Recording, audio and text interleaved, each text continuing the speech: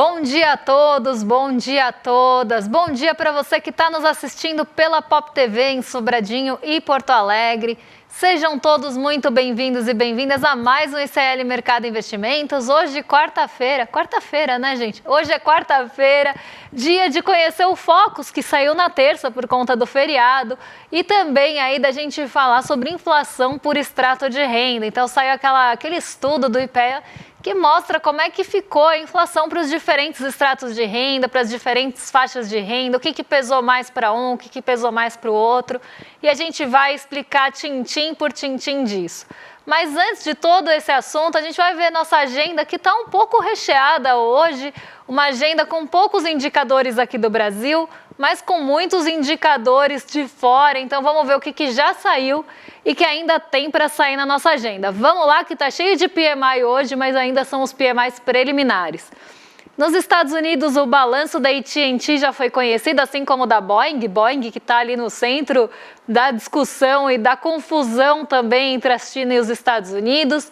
E aí temos os PMIs preliminares, ainda não é o PMI fechado, são os índices dos gerentes de compras, quase como uma prévia, né, do índice dos gerentes de compras aí de vários países. Então, Alemanha, zona do euro e Reino Unido já divulgaram os seus PMIs preliminares de abril. Quem também divulgou, né, essa medição preliminar foi os Estados Unidos, só que um pouquinho mais tarde. Então, vamos passar aí a agenda para o pessoal de casa acompanhar, porque nos Estados Unidos também já saiu o PMI composto industrial e de serviços, só que medição preliminar. Na zona do euro, às 6 da manhã, teve balança comercial e a gente tem agora um monte de dirigentes do Banco Central também falando hoje, inclusive. Agora a gente tem o Andrew Bailey, né, falando às 2h15, mas a gente tem agorinha o presidente do Fed de Chicago discursando. Começou às 10 horas, mas ainda tem aí discurso rolando nos noticiários de mercado. E é o que eu sempre falo, gente, quando a gente tem discurso, seja de dirigente do Banco Central dos Estados Unidos, diretor, presidente de Banco Central, seja daqui, seja dos Estados Unidos, o que o mercado quer saber é se tem alguma sinalização de política monetária, se vai falar sobre a possível inflação vinda das tarifas, se tem alguma sinalização também em relação à direção de política econômica ou de algum indicador em relação à economia. Então, o que o mercado quer saber é isso, por mais que não seja ali o tema do que o dirigente vai falar, e é por isso que eles aparecem em peso na agenda, e hoje vocês vão ver que tem bastante gente. Mas vamos seguir aí, porque depois das 12h15 tem mais coisa. E, gente, olha, hoje tem grande chance de eu virar André Graziano aqui. Um beijo para André Graziano, que saudade de você, porque eu estou com faringite e eu posso perder a voz a qualquer momento. Então vamos lá, fluxo cambial semanal às 2h30. 3 horas tem livro bege, que traz as perspectivas da economia dos Estados Unidos também. Deve ganhar um lugar ali no radar. Às 15 horas tem vice-presidente para a estabilidade financeira do Banco Central da Inglaterra, né, do Banco da Inglaterra, a Sarah Breeden falando aí no FMI, no Banco Mundial. Agora quem está falando é o Bressing, tá? Então tem bastante gente também falando no evento do FMI. E às 7h30 tem a presidente, né, a Beth Hammack, falando aí num evento sobre agentes de mercado monetário na Universidade de Nova York. Então, como falei, hoje a agenda está tomada por dirigentes dos bancos centrais dos Estados Unidos e outros países e também aí balanços e PMIs. Então, a agenda está dividida dessa forma hoje. O Brasil está em segundo plano.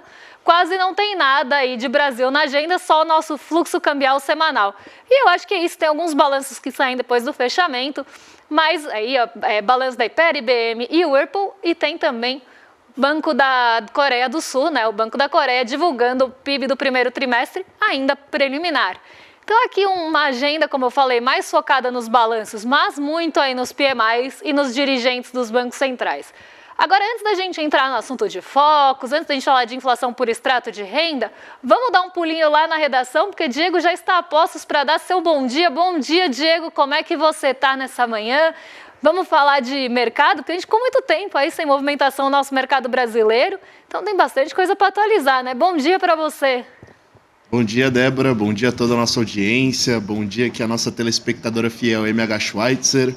Bom dia para Janir Lucia Simon, bom dia para Neraci Miranda, bom dia para Efigênia, bom dia para todo mundo. Bom dia para Robertinha, que está aqui do meu lado, geralmente a Laura, desculpa, que está aqui com a gente, mas hoje eu estou com a presença ilustre da Robertinha. Olá. Enfim, para acompanhar a Débora, eu estou com uma rinite alérgica bem chata, então uma dupla dinâmica não só na economia, mas também no quesito doenças. Mas enfim, estava com bastante saudade de fazer o fechamento de mercado. Feriadão prolongado, julgamento do Bolsonaro, deixou a gente de lado, né, Débora? Mas estamos aqui de volta e vamos lá. Pois bem, a terça foi de boa para a Bolsa Brasileira, mas só que nada de empolgação de final de Copa. Enquanto lá nos Estados Unidos o mercado estava bem eufórico com as bolsas em alta de mais de 2%, aqui no Brasil o Ibovespa deu uma esticada de 0,63% e voltou a bater os 130 mil pontos, que fazia tempo que não dava as caras por aqui. Agora, sejamos honestos, foi aquela alta devagar, com volume de negociações baixo, num clima de ressaca pós-feriado. Já o dólar deu uma escorregada, caiu abaixo dos R$ 5,75. O real até que se saiu bem, só perdeu pro peso chileno. Perdão, Débora? Foi um dia, né, Diego, e para todo mundo que está em casa, de muita expectativa do mercado, porque a gente teve tanto ali secretário do Tesouro dos Estados Unidos falando, quanto Donald Trump falando também sobre as tarifas. Então, é um assunto que não se esgota, inclusive agora, tem algumas atualizações em relação a isso, porque foi sinalizado que elas não são sustentáveis, que não vão poder ser levadas aí a longo prazo. E, inclusive, Donald Trump deu uma declaração falando que pode ser que esteja demais, então pode ser que esteja excessivo, que as tarifas em relação à China podem já estar pesando. Então, isso deu uma tranquilidade para o mercado e por isso que as bolsas subiram tanto ontem em Nova York, a nossa acompanhou, mas acompanhou ali correndo atrás, né? Justamente porque a gente volta de um feriado, a liquidez está muito baixa, muito pautada ali em recompra de ações das próprias empresas, então não tem um fluxo estrangeiro tão forte entrando aqui na nossa bolsa, mas a gente começa a ver esse sentimento de aversão a risco ficando um pouquinho de lado e as pessoas voltando a ter esse apetite por uma expectativa de que a qualquer momento Donald Trump mude de ideia e comece a voltar atrás em relação às tarifas em relação à China. Só dele falar que pode ter ali um excesso nessas tarifas e que já estava ali pesando muito, já traz uma sinalização que isso pode acontecer e aí o mercado age na expectativa e por isso as bolsas subiram tanto ontem e continuam subindo hoje com todas as declarações que estão acontecendo também lá no FMI. Então, quando a gente for falar do giro de mercado, se der tempo, eu vou passar nesse assunto. Mas agora vamos para o nosso momento, é meio cartomante? Aqui, pronto. Momento é meio cartomante. Por que é momento é meio cartomante? Porque a gente vai falar de focos, né? As projeções do mercado financeiro para os nossos principais indicadores macroeconômicos e que parece que mudaram nessa semana. Ninguém esperava mesmo que o Focus ia mudar, porque a gente tinha tido já IPCA 15, saíram uma série de indicadores da FGV em relação à inflação e o Focus nada mudou em relação à sua projeção para o IPCA nas outras semanas. E aí, numa semana mais curta, numa semana de Páscoa, se esperava que fosse mudar menos ainda. Mas não foi o que aconteceu. O Focus mudou e mudou dois pontos, né? Duas projeções importantes, tanto de inflação quanto também de PIB. Então, vamos ver como é que ficaram as projeções do relatório Focus para essa semana, na verdade para o fim do ano, mas nessa semana agora. O IPCA ele cai ali de 5,65 para 5,57. Então, depois daquela leitura um pouquinho mais tranquila, não que ela veio tranquila em relação à medição, mas na qualidade ali principalmente dos índices da FGV, mostrando que não tem ali, né, não tem ali uma concentração tanto da inflação em alguns grupos. Essa difusão maior trouxe um certo alívio para a projeção do mercado financeiro. Então, o mercado financeiro começa a projetar agora para 2025 5,57 de IPCA e 2% de crescimento. Ainda um crescimento modesto, né? Não é um crescimento... A gente sabe que o mercado financeiro erra muito. Se a gente pegar lá do começo do ano ou do fim do ano passado para agora, já mudou, todas essas projeções já mudaram, na verdade, muito. E aí vão mudar ainda conforme os indicadores vão sendo divulgados. Por que o PIB mudou tanto aqui para 2% nesse ano? A gente teve a medição aqui do IBCBR. E o IBCBR ele veio acima do esperado. Ele trouxe ali uma surpresa em relação ao que se esperava para o crescimento brasileiro. E aí o mercado, que foi pego de surpresa, também com esse choque aumentou a variação aí do PIB para esse ano. O câmbio continua estável em 5,90, teve algumas reduções nas semanas passadas, mas agora está em 5,90, muito perto do que está sendo negociado o spot, né? O spot é o dólar à vista, e normalmente eles colocam de forma próxima mesmo, para não tentar ficar perto do que está sendo negociado no mercado à vista, para não errar tanto, já que dólar é uma variável que se erra muito, e a Selic continua em 15. Então, por mais que a gente tenha ali uma queda na projeção da inflação, isso não é suficiente ainda para derrubar a projeção do mercado financeiro de 15% para a Selic terminal. Então, o mercado acha que nas próximas reuniões do Copom vai voltar a ter alta de Selic.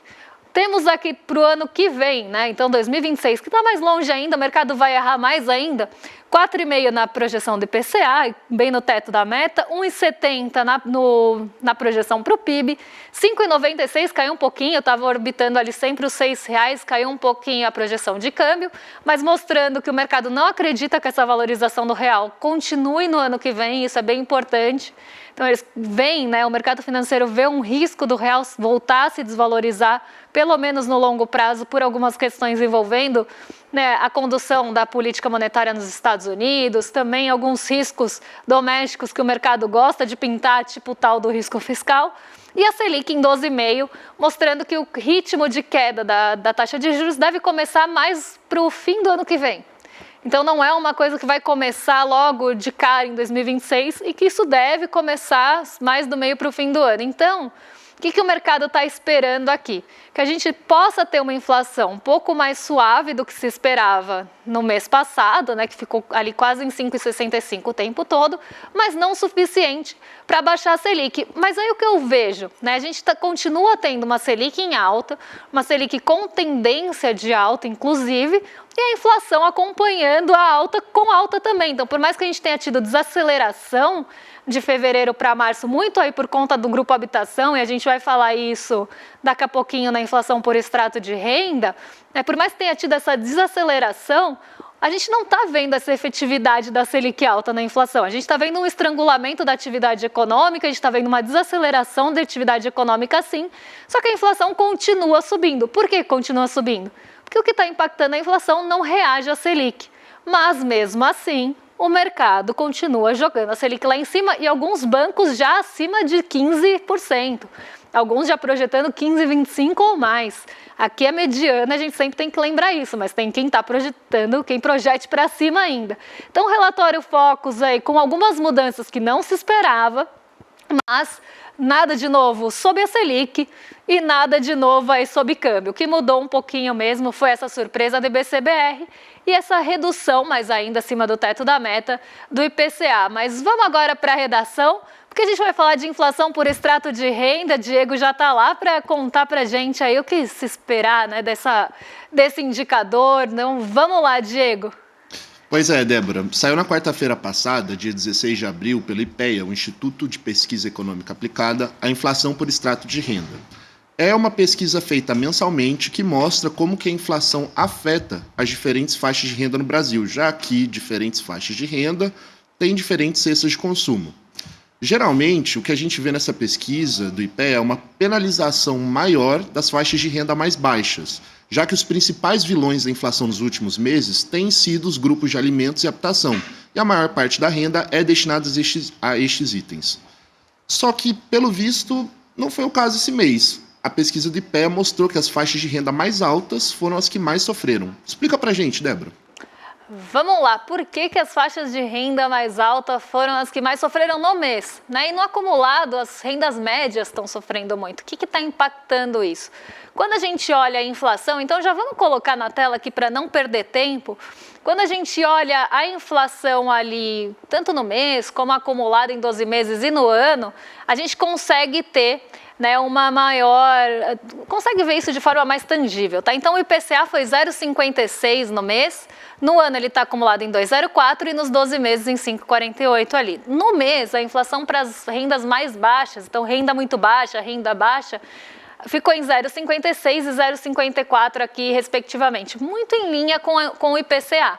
Então, mostrando que a inflação ela veio, né, impactou as rendas menores da mesma forma ali que teve o impacto do IPCA. No ano, o acumulado está abaixo do IPCA. Então, enquanto o IPCA está em 2,04, as faixas de rendas mais baixas aí estão com a inflação acumulada no ano menor. Então, no caso da renda muito baixa, 1,98, da renda baixa também, da renda média baixa, 2,03. Quando a gente vai para o acumulado dos 12 meses, então considerando 12 meses aí acumulados, a gente vê que a inflação está pesando mais ali para as rendas média alta e rendas altas, com 5,53 e 5,61, enquanto a inflação medida pelo IPCA ficou em 5,48 ali. E no ano também, 2,13 e 2,06 acima da média do IPCA. Por que que isso está acontecendo?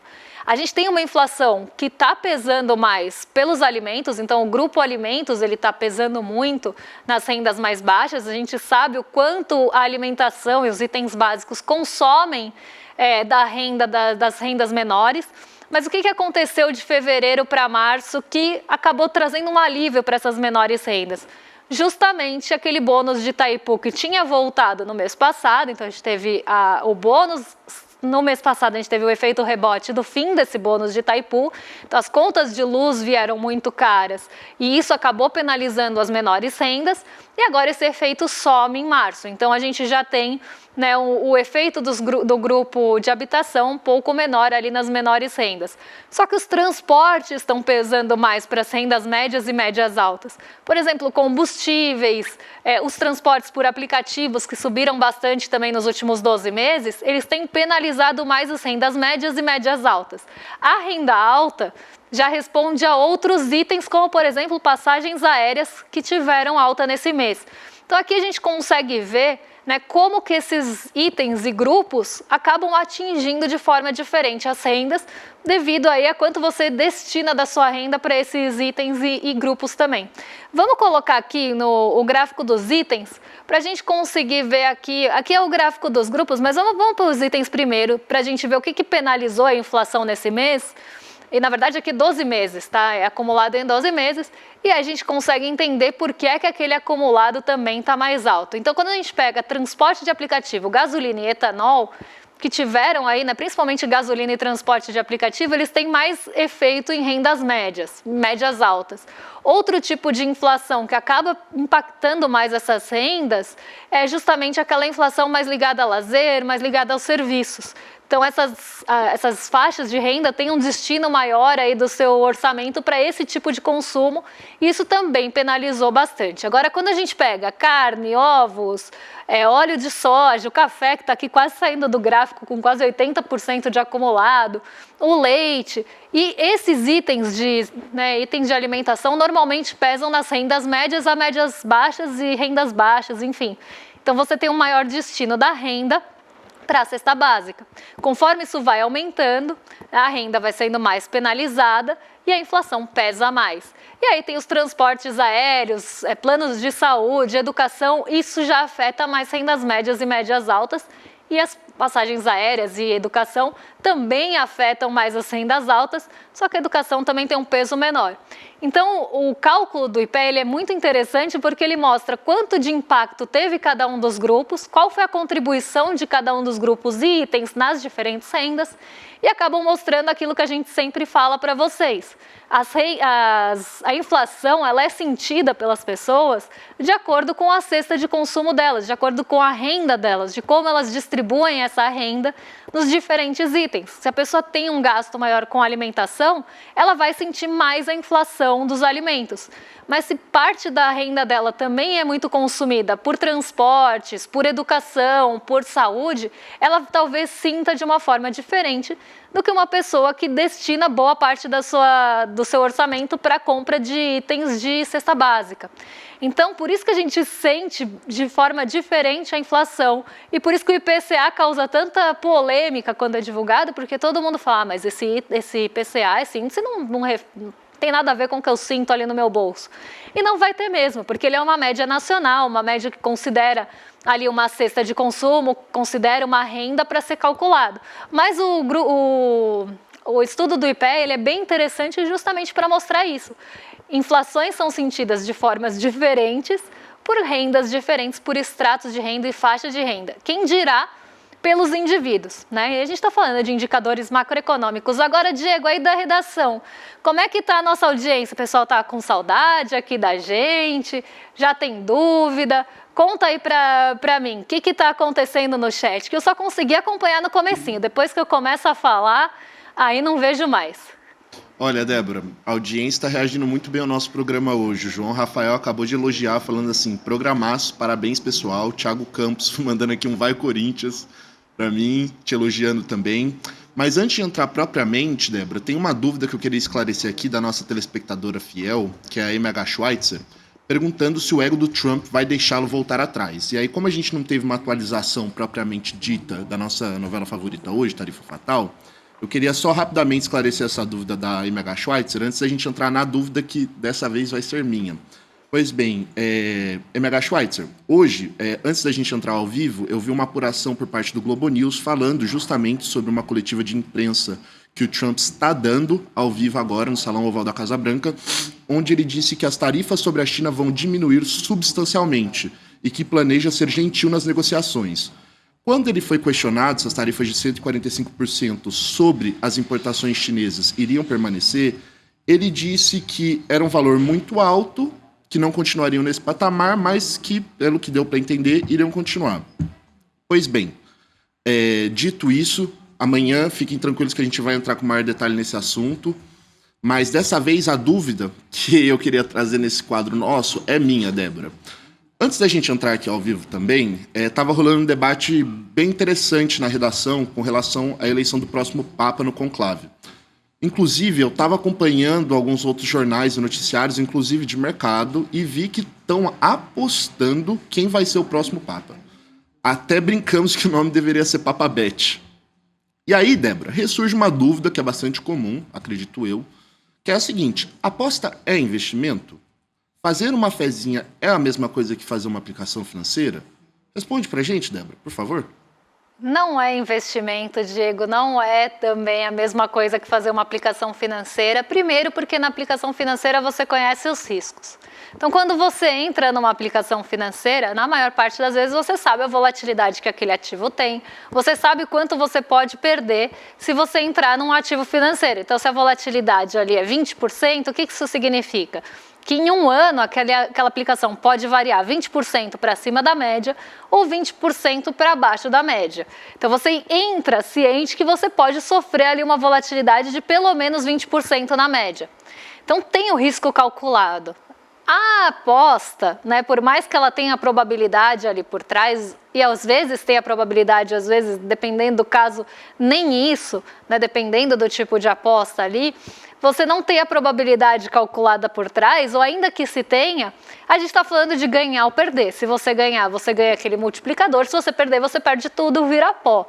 Então, é diferente, né, de uma aplicação financeira, por mais que tenham aplicações financeiras que lembrem muito também a forma de apostar.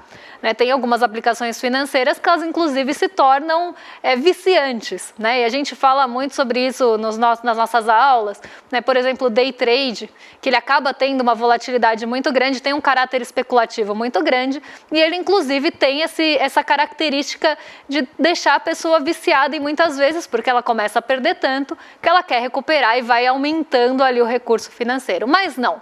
Né, vamos falar que não é investimento, não é aplicação financeira, e o que mais me choca é que quando a gente entra em portais mesmo, como a gente estava falando, de mercado, portais que tem ali notícias voltadas para a bolsa, portais que têm notícias voltadas para mercado financeiro, eles têm uma seçãozinha lá, que se você entrar, é uma seção de bet, gente, é um absurdo, porque isso traz essa ilusão, né, de que você tem essa familiaridade ou esse parentesco entre a aposta e o investimento. Então, eles dão dicas, não só de mercado financeiro, e portais renomados, tá, gente? Eu não estou falando. Pelo menos agora mais renomados, porque quando eu entrei no mercado, eles eram conhecidos como a tititi do mercado financeiro. Aí eles começaram a crescer um pouco mais, e agora eles até têm um nome mais consolidado, mas é um portal que muita gente acessa para pegar informação de finanças, de investimento, e que vão ali entrar na bet do conclave, porque hoje era uma das notícias que estavam lá mesmo, assim como em outros portais. Então não, né? Não é uma aplicação, e por mais que choque as pessoas, sim, existe aposta na fezinha do conclave, existe aposta, você pode, por exemplo, apostar quem que vai ser o próximo Papa, de que continente que ele vai sair, isso muda ali a probabilidade de o ganho, e isso está sendo noticiado como se fosse mesmo um investimento, né, nesses portais, mas não é. Né? E a gente tem que saber disso, tem que saber, inclusive, que os riscos são calculados de formas muito diferentes e que num você perde tudo e no outro você perde, né? Se você tiver uma perda, uma parte ainda tem como recuperar no longo prazo. No longo prazo, a volatilidade é sempre diminuída, principalmente quando você deixa ali, por exemplo, uma volatilidade de 1 ano não é igual a de 5 anos, porque você tem mais tempo para recuperar. Numa aposta, perdeu. Né? O dinheiro vai embora, e aí mais do que vai embora, né? Ele vai para a casa de apostas que nem no Brasil fica, que não gera nada de bom a não ser o rombo, né? Gera ali lucro para fora do Brasil, porque essas empresas elas estão fora do Brasil, na maioria das vezes, por mais que tenha um nome ali que pareça que ela é brasileira, muitas vezes não é não, tá? Você vai olhar ali por trás, são empresas grandes que estão por trás aí de fora do Brasil. Então, não é investimento, não caiam nessa cilada, por mais que os portais queiram trazer essa ideia para vocês. E falando em portais, né, falando em mídia hegemônica, a gente vai ter o nosso encontro no domingo, né, faltam aí 4 dias para o dia 27 de abril, que vocês vão ter uma exibição única do primeiro episódio aí da Folha Corrida, né, que vai mostrar a verdade sobre a relação do maior jornal, já que a gente está falando de mídia hegemônica, de grandes veículos, do maior jornal do país com a ditadura militar. E eu sempre falo quão importante é a gente trabalhar a memória, quão importante é a gente falar sobre isso. Então, não percam. Para se inscrever, vocês entram em iclmercado.com.br. Não vai dar tempo da gente fazer uma promoção dessa vez, mas na próxima a gente está pensando em várias coisas para vocês, hein? Olha lá, espero que a pessoa da caneca já tenha respondido aí nosso e-mail, e até convido, quando receber, mandar uma fotinha aqui pra gente com a nossa canequinha, se quiser. Então vocês podem se inscrever pelo link que está aqui embaixo, iclmercado.com.br, para garantir o ingresso para assistir esse documentário, que vai ser incrível e é importantíssimo nos dias de hoje e sempre, né? Mas no momento atual, mais do que contemporâneo aí esse assunto, e mais do que importante da gente falar sobre isso. E agora vocês ficam com o Rolê ICL na sequência, com a Roberta Garcia e o Guga Noblar, que já estão a postos para receber vocês. Eu estou muito feliz que minha voz durou 30 minutos de programa. Amanhã eu estou de volta para trazer para vocês atualizações de tarifa fatal e outros assuntos que com certeza vão pintar. Um beijão e até lá, pessoal.